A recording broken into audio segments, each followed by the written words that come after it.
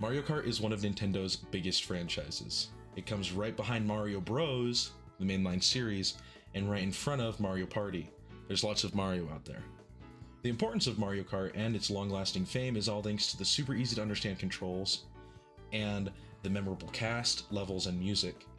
Today we're going to be talking about the Mario Kart that came out on the Nintendo GameCube.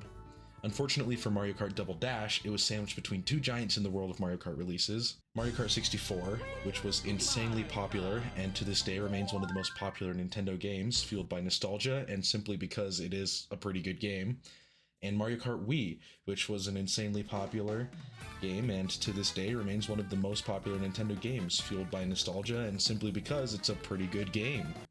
Mario Kart Wii and Mario Kart 64 follow a formula that the rest of the series would follow, often adding a small gimmick. Mario Kart Wii had motorcycles with different drifting motion, Mario Kart 7 had hang gliders and submarines, Mario Kart 8 had anti-gravity wheels, and Mario Kart Double Dash had two racers on one kart. But that's only the start.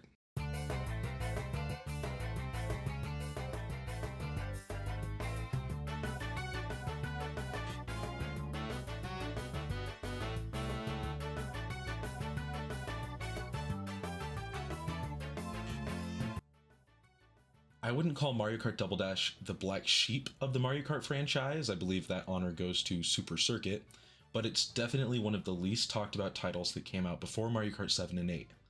Wii gets all the love from the massive competitive community and the droves of Wii owners who all know about getting totally coconut mauled. Just got coconut mauled. Shit. And Mario Kart 64 is for old people. Mario Kart Double Dash was released worldwide in November 2003, hitting Japan first as most Nintendo titles did back in the day. The biggest change to the Mario Kart style was found in the two-person karts, using one character to steer and another to kinda just use items and start the race.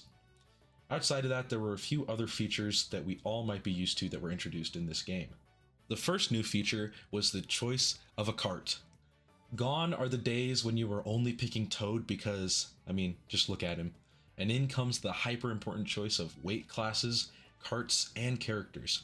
With the inclusion of the Double Dash, that's what I'm going to call the two-person karting from now on, Nintendo chose to allow the player their choice of karts from the designated weight class of the character.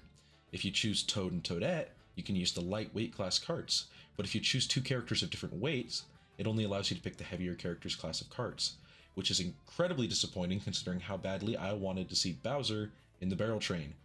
There's one exception to this rule in the form of the parade kart, which is the last thing you unlock realistically, so that's kind of cute. For a quick overview of the karts, we have Red Fire and Green Fire, Mario and Luigi's karts, the Heart Coach and Bloom Coach, Peach and Daisy's karts, and Turbo Yoshi and Turbo Birdo, and I think it's obvious whose karts those are. The Goo Goo Buggy and the Rattle Buggy for Baby Mario and Baby Luigi, the Koopa Dasher and the Parawing for Koopa Troopa and Paratroopa, and the Toad and Toadette kart for Toad and Toadette. The DK Jumbo and the Barrel Train are for the DK crew, the Wario car is for Wario, and the Waluigi Racer is for Waluigi. Wow. The Koopa King is for King Koopa, and the Bullet Blasters for Bowser Jr. The final two karts are different. They're weird, they're kinda kooky. Petey Piranha has the Piranha Pipes, which makes sense because Petey is in fact a piranha plant. But King Boo gets the Boo Pipes, which are just the Piranha Pipes, but grayscaled, and a lot less relevant to the character. Also, just a fun fact, their stats are inverted, so Petey's pipes feature a 4-star speed and a 2-star acceleration, and Boo's feature a 2-star speed and a 4-star acceleration. The second thing that was important and new to this installment of the Mario Kart series was this inclusion of special items. Something magical that only appears in Mario Kart Double Dash. It's a character-specific item that can be randomly obtained through item boxes. Some of them have come back to the series as standard items, Mario and Luigi's special item, the Fireball, having returned in the most recent releases in the series. Some of the special items seem a lot less special than they actually are. The Koopa Bros get 3 green shells or 3 red shells, which is like a very normal thing to get outside of Double Dash. Special items add another important aspect to choosing your character.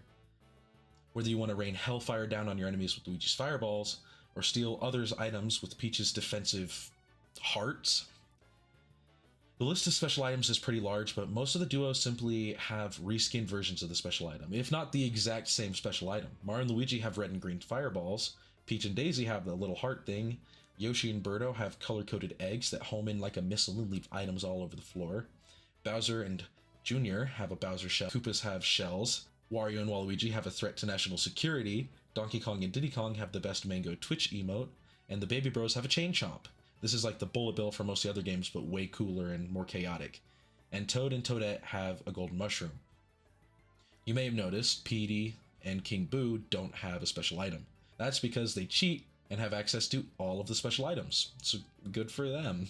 This game features 11 characters brand new to the series, with 9 returning from the prior titles. The main reason for the inclusion of the new characters was due to the double dash mechanic and the need for teams. Mario and Luigi were easy to pair up, Daisy was an easy pick, recently appearing in basically every Mario spin-off at this point, while Luigi and Birdo appear for very similar reasons. They already had synergy with other characters appearing. One of the two duos featuring only new characters was Baby Mario and Baby Luigi. I have no clue why they're here, but they have one of the coolest special items, so it's okay. It's a shame though that they made it so that Mario Kart 8's roster is 14% babies. Diddy Kong was an obvious choice for Donkey Kong, Paratroopa was a sick-ass choice for Koopa Troopa, although a Goomba would have been super cool too, and Bowser Jr., who had just recently made his debut in Super Mario Sunshine, would also appear as Bowser's trusted co-pilot. Petey, Piranha, and King Boo also gained some recency bias for their inclusion, both appearing as boss characters in Mario games, Sunshine and Luigi's Mansion specifically. King Boo would go on to appear in more Mario Kart games, while Petey Piranha would dominate sports spin-offs, appearing in basically every Mario spin-off on the GameCube in one way or another. One character, a very important character, was created specifically for Mario Kart Double Dash, because Toadsworth wasn't cool enough to partner with Toad, apparently. Toadette's first game was Mario Kart Double Dash, meaning it was the start of her reign of terror. She's my favorite Mario Kart character. They just took Toad, which was my prior favorite, and made him pink and have cute hair accessories. Like, how you're not supposed to love that design. Just to quickly cover the tracks and the music associated with them, because it's not the same as the new games, there are some tracks that have the same music and all-around layout or theme. So the 3 circuit stages, Mario Circuit, Luigi Circuit, and Yoshi Circuit, all have the same music and the same theming as Circuit based on a character, which is basically the most boring theming across all of Mario Kart, when there are stages based on characters that are insanely unique and diverse, like Wario Coliseum, DK Mountain, Daisy Cruiser, Waluigi Stadium, Peach Beach, and the dreaded Baby Park.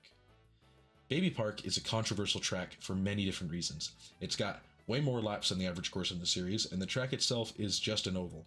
It's chaotic, it's fast-paced, and it's one of the most common run killers I've ever seen in my personal speedrunning history.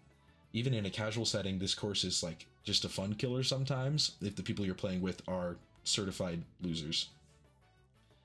I think that it takes the chaos in Mario Kart and multiplies it by 100, which is always a good thing. Something interesting of note when it comes to the tracks found in Mario Kart Double Dash is the inclusion of Baby Park and Wario Coliseum and their weird lap rules, with Baby Park having 7 laps due to how small the track is, and Wario Coliseum having 2 due to how large the track is. This is something that is almost exclusive to these two courses, outside of the 5-lap norm for tracks found in Super Mario Kart, and the occasional level that is finished in 1 lap, like Woohoo Loop or Mount Wario. Apparently Wario Coliseum was perfected in Mario Kart Double Dash as well, considering that the track is one of the only tracks in Double Dash to have never appeared again as a retro course in future games. The only others in the game to have never appeared in future installments are Mushroom City, Bowser's Castle, and Rainbow Road. 3 of the best tracks in the game, although there aren't really bad tracks. What's the point of this video? Other than convincing people that they should play this more, like a lot more, go purchase a copy of the game and then purchase a GameCube so that you can play the game and understand the beauty. Like, comment, subscribe. Comment, like, subscribe. See you next time. We're doing a different type of video for the next one. The next one is going to be so different and cool. It's going to be awesome. Yeah, go play Mario Kart Double Dash.